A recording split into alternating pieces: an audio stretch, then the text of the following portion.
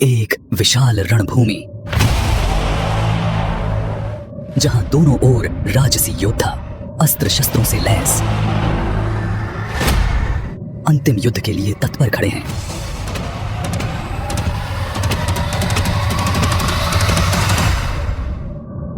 सूर्य की किरणें उनके धातु के कवच पर पड़कर चमक रही हैं, जैसे स्वर्ग और पृथ्वी एक ही क्षण में एक दूसरे के सामने आ खड़े हुए हों। यह है महाभारत का युद्ध, कुरुक्षेत्र का महासंग्राम। एक ऐसा युद्ध जो धर्म और अधर्म, सत्य और असत्य के बीच हुआ। यह केवल एक युद्ध नहीं था, यह एक युग का अंत और एक नए युग की शुरुआत थी। क्या सचमुच महाभारत जैसा युद्ध हुआ था? क्या यह केवल एक कथा है या इतिहास की अदृश्य परतों में छिपा कोई सच्चा युद्ध? महाभारत एक ऐसा महाकाव्य जो हजारों वर्षों से भारतीय सभ्यता की आत्मा में बसा है। यह केवल भाइयों के बीच का युद्ध नहीं था, यह धर्म और अधर्म की टकराहट थी, सत्य और असत्य का संघर्ष, जहां प्रत्येक चरित्र अपनी नियति के धागों में उलझा था। श्री कृष्ण का ज्ञान, अर्जुन का धर्म संकट, भीष्म की प्रतिज्ञा, द्रौपदी की पीड़ा। यह कहानी काल्पनिक नहीं बल्कि हमारे इतिहास की असली घटनाओं पर आधारित है। क्या यह केवल एक महाकाव्य है या हमारी धरा के इतिहास में एक सजीव कहानी जो अब भी वक्त की परतों में दबकर रह गई है? महाभारत धर्म और अधर्म का संग्राम, सत्य और असत्य का युद्ध, जहां भगवान श्री कृष्ण का उपदेश, अर्जुन की दुविधा, भीष्म की प्रतिज्ञा और द्रौपदी की गरिमा आज भी हमारे मन में गूंजती है। लेकिन क्या इसका कोई प्रमाण भी है? क्या सचमुच यह महासंग्राम हुआ था? लेकिन क्या इसके प्रमाण भी हैं? क्या महाभारत के अस्तित्व के पुख्ता सबूत हमारे पास हैं? आइए इन प्रमाणों पर एक नजर डालते हैं। सबसे पहला प्रमाण, कुरुक्षेत्र के अस्त्र शस्त्र और युद्ध स्थल के प्रमाण। कुरुक्षेत्र एक नाम जो भारतीय संस्कृति में अटूट स्थान रखता है। हरियाणा में स्थित यह स्थल पौराणिक कथाओं के अनुसार महाभारत के युद्ध का प्रमुख गवाह रहा है। इतिहासकारों और पुरातत्वविदों ने इस क्षेत्र में कई बार खुदाई की है। खुदाई के दौरान यहाँ से धातु के तीर, गदा, धनुष और ताम्र निर्मित अस्त्रों के अवशेष मिले हैं। आधुनिक परीक्षणों से यह साबित हुआ है कि ये अवशेष कम से कम 5000 वर्ष पुराने हैं। वैज्ञानिक परीक्षण बताते हैं कि इन हथियारों का निर्माण जिस तकनीक से हुआ था वह उस समय के हिसाब से काफी उन्नत थी। कुछ धातु विज्ञान विशेषज्ञों ने बताया कि इन अस्त्रों में पाए गए तत्व उस समय की सामान्य धातुओं से भिन्न हैं, जो युद्ध की विभीषिका की गवाही देते हैं। इन शस्त्रों के साथ साथ वहाँ युद्ध के घोड़ों और रथों के चक्कों के निशान भी मिले हैं, जो संभवतः महाभारत के दौरान हुए सैन्य अभियान का हिस्सा रहे होंगे। ऐसा प्रतीत होता है कि ये अवशेष किसी विशाल युद्ध का परिणाम है। क्या ये कुरुक्षेत्र में हुए महाभारत युद्ध का अवशेष हो सकते हैं? दूसरा प्रमाण, द्वारका नगरी के समुद्र में मिले प्राचीन अवशेष। गुजरात के समुद्र तट से दूर एक और महान सभ्यता की कहानी उभरती है, द्वारका नगरी। भगवान श्री कृष्ण की इस अद्भुत नगरी का वर्णन महाभारत में मिलता है और यह माना जाता है कि किसी समय यह समृद्ध नगर समुद्र में विलीन हो गया था। आधुनिक समय में समुद्री पुरातत्वविदों ने इस स्थान की गहराई में जाकर शोध किया। वहां से मिली पत्थरों की संरचनाएं, मंदिरों के अवशेष और जल में धंसे महलों के खंडहर बताते हैं कि द्वारका नगरी केवल एक कल्पना नहीं थी। पानी के नीचे खुदाई के दौरान वहां के पत्थरों और धातुओं की जांच से यह प्रमाण मिला है कि यह संरचनाएं लगभग 3000 से 5000 वर्ष पुरानी हैं। विशेष रूप से समुद्र की गहराई में एक विशाल द्वार जैसी संरचना मिली है, जो भगवान श्री कृष्ण के समय की महान नगरी की याद दिलाती है। क्या यह वही द्वारका हो सकती है जिसे समुद्र में डूबा हुआ बताया गया है? तीसरा प्रमाण, हस्तिनापुर के प्राचीन खंडहर। मेरठ जिले में स्थित हस्तिनापुर वह स्थान माना जाता है जहां कौरव और पांडवों का राज्य था। आज भी हस्तिनापुर के पास कई प्राचीन अवशेष मिलते हैं जो महाभारत काल की स्थापत्य कला का प्रतीक है। यहाँ पर महलों के खंडहर, प्राचीन वास्तु के अवशेष और मिट्टी के बर्तन मिले हैं जो महाभारत के समय का संकेत देते हैं। यहाँ पर मिली ईंटों की विशाल दीवारें और नगर की स्थापत्य शैली महाभारत काल की ओर संकेत करती है। इतिहासकारों के अनुसार हस्तिनापुर के खंडहर उस समय की विकसित सभ्यता का उदाहरण है। यह नगर अत्यधिक सुसंस्कृत और योजनाबद्ध था, जैसे कि महाभारत के वर्णन में बताया गया है। वहाँ मिले बर्तनों पर किए गए परीक्षण बताते हैं कि वे लगभग 4000 साल पुराने हैं, जो कुरुवंश के समय के आसपास के हो सकते हैं। महाभारत में वर्णित बहुत से स्थान आज भी भारतीय उपमहाद्वीप में मौजूद हैं।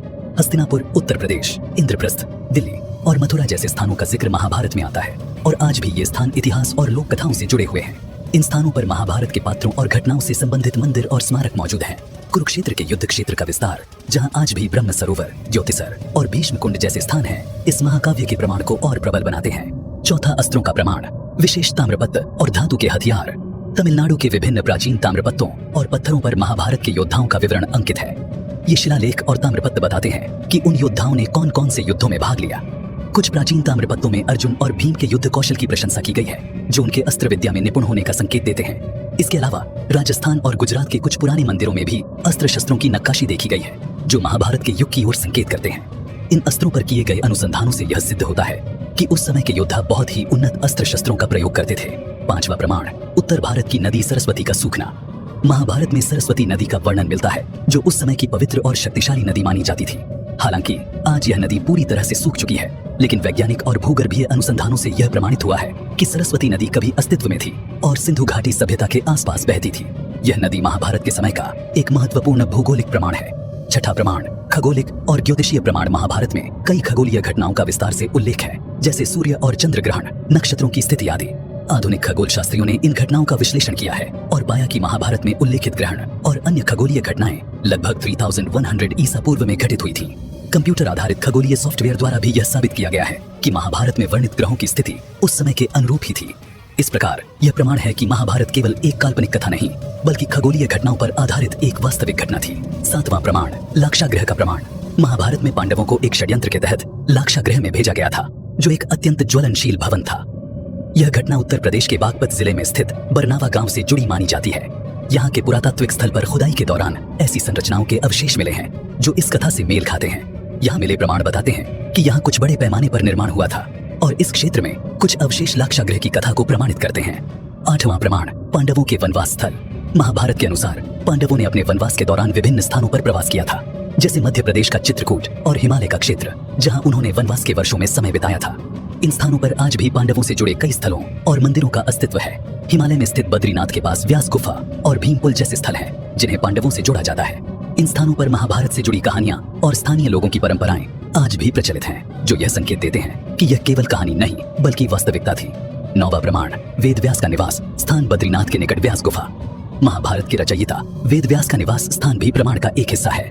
उत्तराखंड के बद्रीनाथ के पास स्थित व्यास गुफा में कहा जाता है कि व्यास ने महाभारत की रचना की थी। यह गुफा आज भी एक पवित्र स्थान मानी जाती है और श्रद्धालु वहां जाकर पूजा अर्चना करते हैं। स्थानीय मान्यता है कि व्यास जी ने इसी गुफा में बैठकर गणेश जी को महाभारत की कथा सुनाई थी, जिसे गणेश जी ने लिखा। 10वां प्रमाण, अश्वत्थामा का कथित अस्तित्व। महाभारत में अश्वत्थामा को अमरता का वरदान प्राप्त है। कुछ लोगों का मानना है कि अश्वत्थामा आज भी जीवित हैं और विभिन्न स्थानों पर देखे जाते हैं। मध्य प्रदेश के जंगलों में और कुछ मंदिरों में उनके अस्तित्व के किस्से हैं। वहाँ के लोग कहते हैं कि उन्होंने कभी कभी एक रहस्यमयी व्यक्ति को देखा है, जिसके माथे पर घाव है जो कभी ठीक नहीं होता। यह मान्यता महाभारत की घटनाओं को सत्य की ओर इंगित करती है। इसके अलावा सबसे बड़ा प्रमाण है भागवत गीता। महाभारत में लिखित भगवत गीता की शिक्षाएं आज भी प्रासंगिक हैं। इसके कुछ विचार और सिद्धांतों का दर्शन, विज्ञान और नीति में गहरा महत्व है। आज के कई विचारक मानते हैं कि इतने गूढ़ और जटिल विचार किसी मिथकीय कथा में नहीं आ सकते, बल्कि यह किसी वास्तविक घटना का ही परिणाम हो सकते हैं। भगवत गीता के अध्यायों में वर्णित युद्ध की स्थिति और अर्जुन का मानसिक द्वंद्व इस बात का संकेत है कि यह कथा केवल मनोरंजन के लिए नहीं लिखी गई थी। महाभारत का उल्लेख न केवल भारतीय ग्रंथों में, बल्कि कई अन्य एशियाई देशों की पुरानी कथाओं और ग्रंथों में भी मिलता है। इसके मौखिक प्रसार के प्रमाण भी मिलते हैं, जो इस बात का संकेत देते हैं कि महाभारत की कथा का प्रभाव बहुत व्यापक था और यह केवल कल्पना नहीं हो सकती। इन सभी प्रमाणों को ध्यान में रखते हुए यह मानना कठिन है कि महाभारत केवल एक काल्पनिक कथा थी। इतिहास, पुरातत्व, खगोल विज्ञान और साहित्यिक प्रमाण महाभारत को एक यथार्थवादी दृष्टिकोण से देखने का आधार प्रदान करते हैं। यह महाकाव्य न केवल हमारी संस्कृति का हिस्सा है, बल्कि हमारी सभ्यता की जड़ों को समझने की कुंजी भी है। तो दोस्तों, क्या महाभारत केवल एक महाकाव्य था, या यह हमारे अतीत का वह छिपा हुआ हिस्सा है जिसे हम अब भी अनदेखा कर रहे हैं? प्रमाण हमारे सामने हैं, हमारे पैरों के नीचे की धरती पर बिखरे हुए हैं। अब प्रश्न यह उठता है कि क्या हम इन प्रमाणों को स्वीकार करेंगे? तो दोस्तों, क्या आप भी महाभारत को एक काल्पनिक घटना मानते हैं या महाभारत को इतिहास मानते हैं? कमेंट करके अवश्य बताएं। जानकारी अच्छी लगी तो वीडियो को लाइक जरूर करें और कमेंट में जय श्री कृष्ण लिखना न भूलें। अब सभी का धन्यवाद।